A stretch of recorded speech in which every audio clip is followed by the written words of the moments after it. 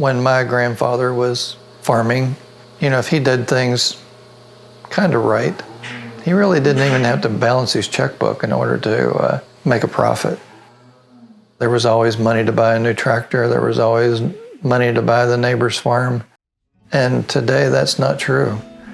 You have to dot your I's and cross your T's all the way through that animal's life and about all aspects of the business in order to be able to survive.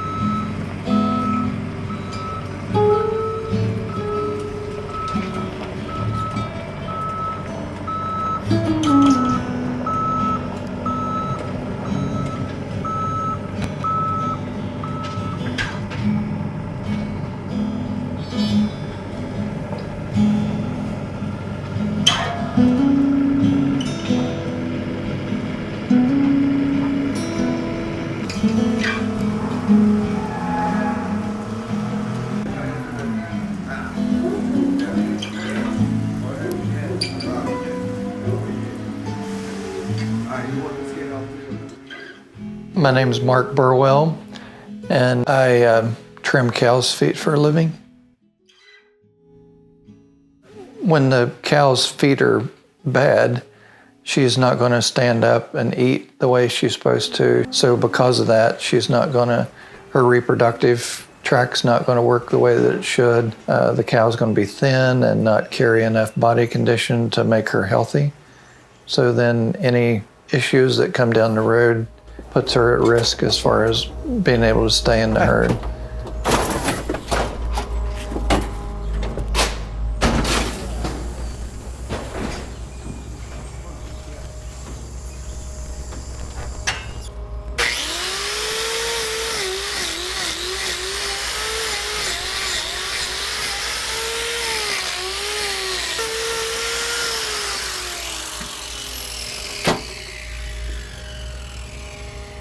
It's kind of like brushing your teeth.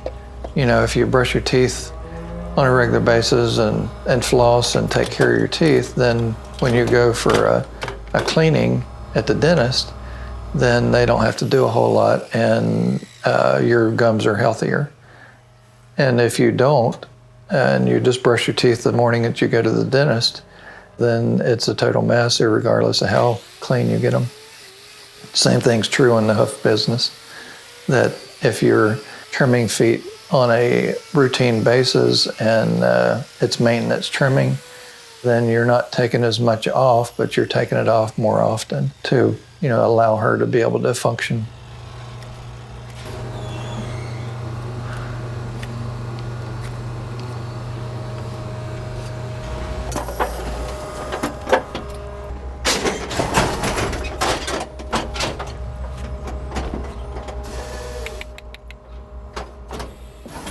If we didn't have Mark here trimming hooves, it would be a disaster.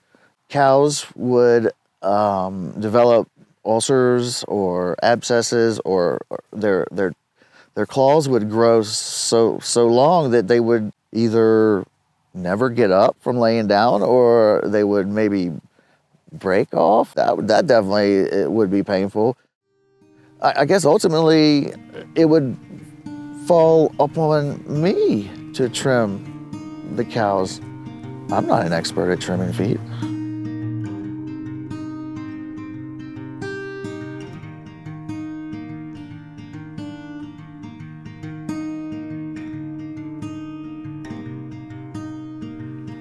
There's several things that I enjoy. Probably the most is being able to take someone that has very poor hoof health on their dairy and over time develop them into a good client that really are on top of things for taking care of their cows' feet. Education is a large part of my business. I mean, what I actually do for the cows is important, but educating the farmer on what actually needs done and then convincing him to do it and then showing him the economic value of it is real important. So Mark is the best hoof trimmer in this area in the business because, one, he has worked on a dairy farm before he became a hoof trimmer, so he knows how important it is to manage their feet properly, and he makes you feel like a partner in this. He is always giving me advice on what I need to do for certain situations, and he's always double checking and, you know, making sure that I do my part. And then one on the other side too. Well, I don't want to mess with that fresh cow. Why don't we work these cows here and get set up, work these cows here, and that'll give her some more time. All right. When you watch him trim hooves, he actually looks at every single claw.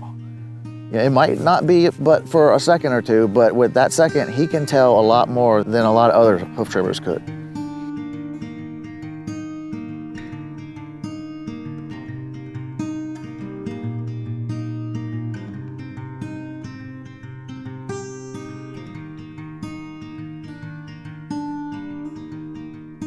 Running a dairy farm is really all hours of the day and night, 365. Imagine if you had 350 pet dogs. They would have to be cared for, cleaned up after. You would certainly think about every single one of them, especially when they were trying to have a baby, when they got sick or if they got sick, when their veterinarian comes to administer vaccines. All those things have to be fit into a 24-hour or a 12-hour day. Hey, mama. Oh yeah, that's some good stuff. Hey, mama. One of the things that keeps me going is thinking about the past. When I came back from school, and I can probably speak for a lot of other young dairymen, we don't want to get rich. You know, we don't want to make a lot of money. We're here because we want to carry on a tradition that is slowly disappearing. We like getting up early, and we like the smell of the morning breeze. We like the smell of the fresh hay in the morning. We like the birds chirping. Those things are what makes us happy. And keeping the cows healthy, the land worked up, and carrying on the torch and making a good product to feed the rest of the world is what motivates us. The changes that I've seen in the dairy farming in the 22 years that I've been trimming feet is the way the cows are taken care of. We have to have these animals performing at their peak levels. So consequently, we want them to be as comfortable as possible. We want their day-to-day activity to be as comfortable as possible. I mean, we use nutritionists, we use veterinarians, we use hoof trimmers, we use people that are engineers for designing comfortable stalls for cows to lay in. There's a lot of professionalism and that goes into being able to take care of these cows properly. The main reason that we decided to switch to the robotic system rather than stay in our traditional parlor is because this system highlights the cow's ability to be milked, to eat, to lay down when she wants to. With the robotic milking system, some people are naysayers. They see the automated system as inefficient and more complicated and less profitable than a traditional system. Mainly, they're not looking at it in terms of keeping the cow happy and comfortable and enabling her to produce more milk.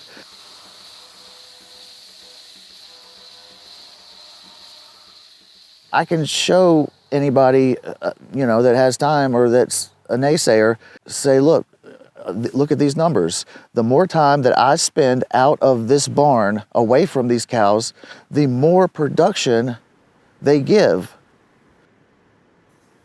When you provide a cow the facilities that she needs and not force her to do things, she's going to want to do them on her own if you just let her. That, in turn, equals less stress on her, because she's making her own decisions. That just goes for the same as humans, The cow really is a pretty amazing animal. When mistreated, she's not going to provide you much of a living. When treated properly, and it's a very fine-tuned machine.